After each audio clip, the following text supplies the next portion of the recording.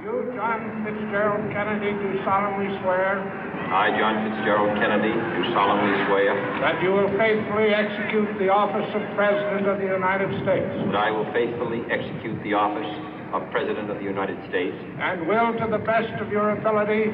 And will, to the best of my ability. Preserve, protect, and defend the Constitution of the United States. Preserve, protect, and defend the Constitution of the United States. So help you God. So help me God.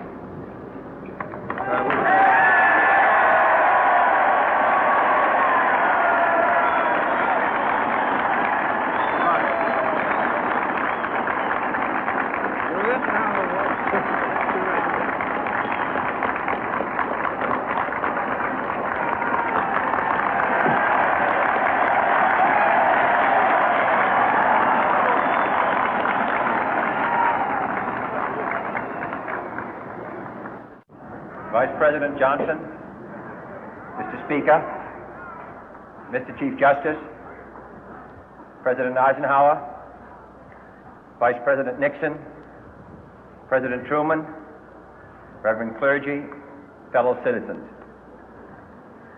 We observe today not a victory of party, but a celebration of freedom, symbolizing an end as well as a beginning, signifying renewal as well as change.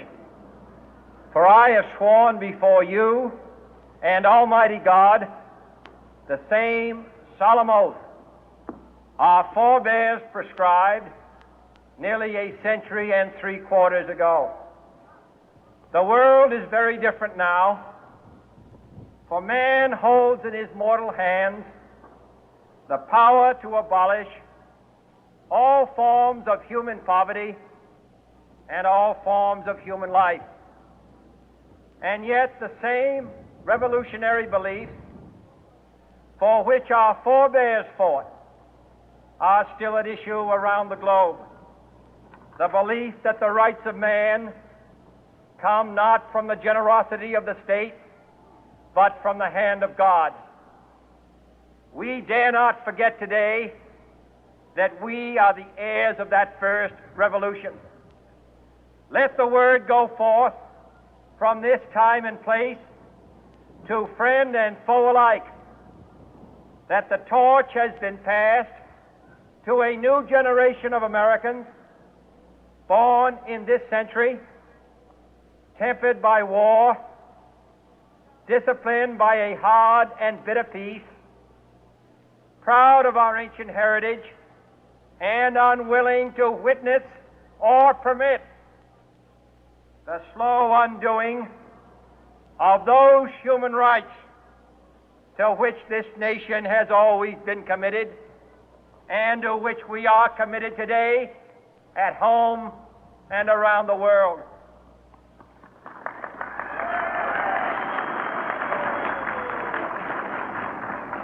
Let every nation know, whether it wishes us well or ill, that we shall pay any price, bear any burden, meet any hardship, support any friend, oppose any foe to assure the survival and the success of liberty.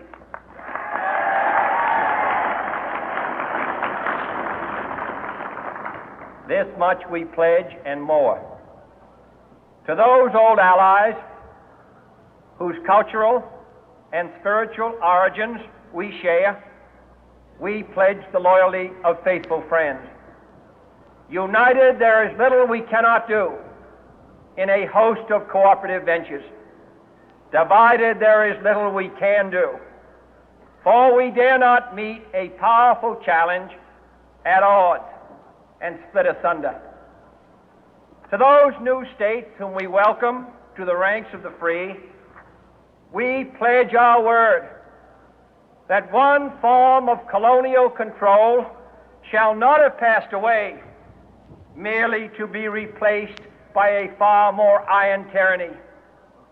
We shall not always expect to find them supporting our view, but we shall always hope to find them strongly supporting their own freedom, and to remember that in the past, those who foolishly sought power by riding the back of the tiger ended up inside.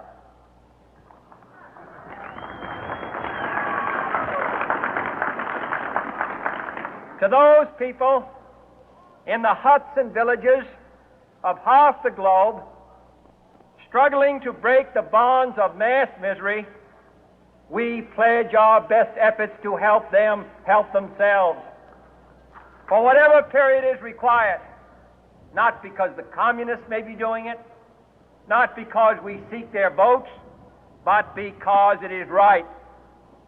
If a free society cannot help the many who are poor, it cannot save the few who are rich.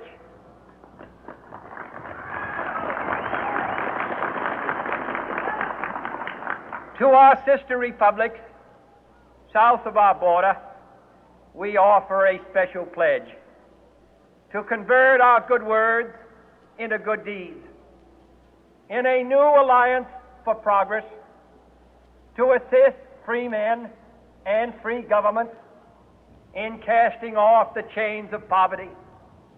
But this peaceful revolution of hope cannot become the prey of hostile powers.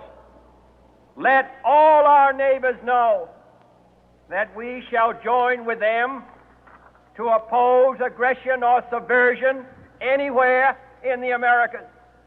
And let every other power know that this hemisphere intends to remain the master of its own house.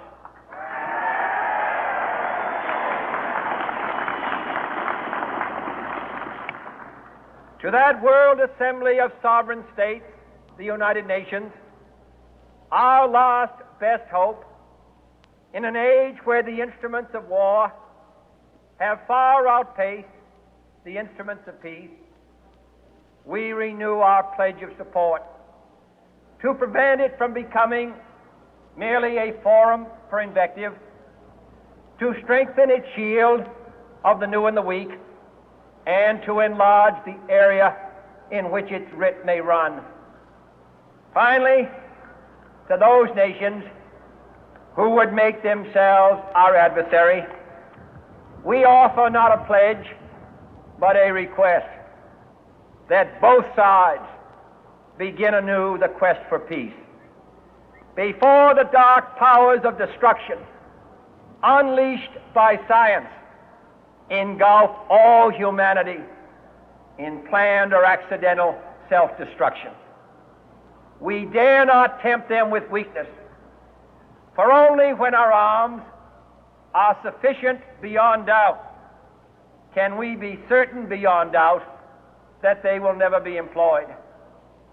But neither can two great and powerful groups of nations take comfort from our present course, both sides overburdened by the cost of modern weapons, both rightly alarmed by the steady spread of the deadly atom, yet both racing to alter that uncertain balance of terror that stays the hand of mankind's final war.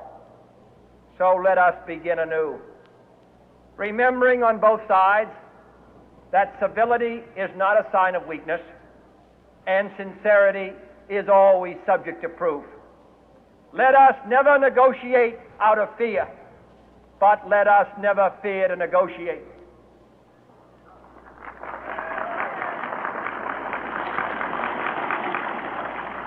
Let both sides explore what problems unite us, instead of belaboring those problems which divide us. Let both sides, for the first time, formulate serious and precise proposals for the inspection and control of arms, and bring the absolute power to destroy other nations under the absolute control of all nations.